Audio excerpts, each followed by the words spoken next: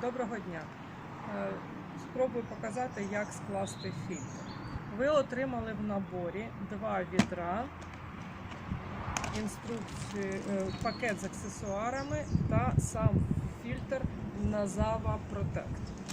І 2 кришки для верхнього відра і для нижнього відра.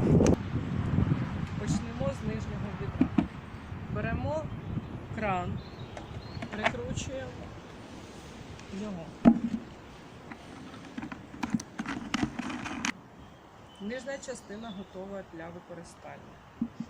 Після чого дістаємо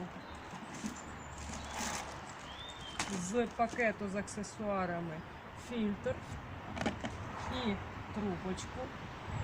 З'єднуємо 2 отвори кришки і відра.